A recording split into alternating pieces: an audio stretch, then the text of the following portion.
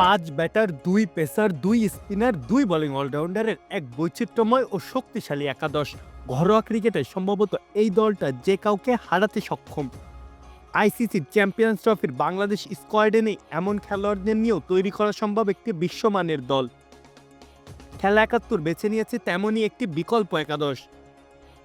দলে ওপেনার হিসাবে থাকবে তামিম ইকবাল ও লিটন কুমার দাস।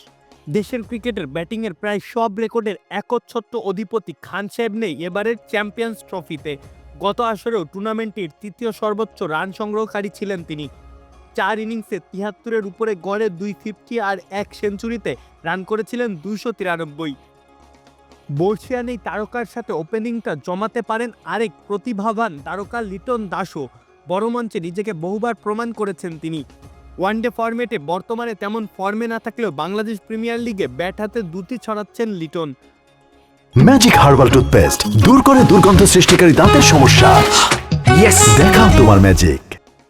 3 নম্বর জায়গাটা ঘরোয়া ক্রিকেটে নিয়মিত পারফর্মার জাকির হাসানের প্রাপ্য।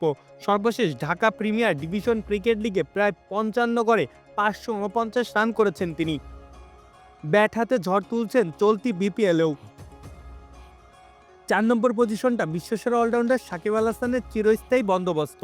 বোলিং করুন বা নাই করুন, শুধু ব্যাটার হিসাবেও এখনও এই পজিশনটার মালিক তিনি। এই একাদশের অধিনায়কও তিনি। 5 নম্বর পজিশনটাতে থাকবে নুরুল হাসান সোহান। অধিনায়কত্ব, ফিনিশিং, উইকেট কিপিং সবেতেই সর্বসর্বা এই মুহূর্তে তিনি। যেখানেই হাত দিচ্ছেন তাই সোনায় রূপান্তর করছেন যেন তিনি। একাদশে সাকিবের ডেপুটিও তিনি। তারপরেই আসবেন শামীম হোসেন পাটোয়ারি। দৃঢ় হাতে চাপ সামলানো, দ্রুত রান তোলা, দলের প্রয়োজনে কয়েক ওভার হাত ঘোরাতেও পারেন তিনি।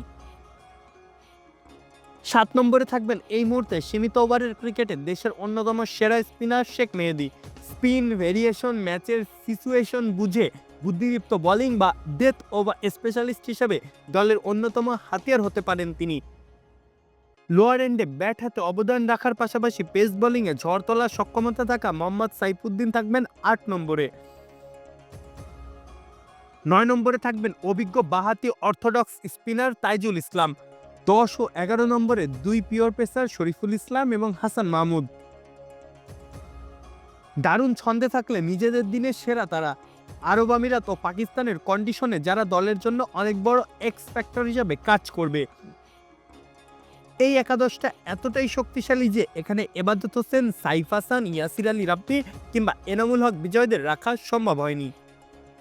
মাহফুজ আহমেদ, খেলা 71।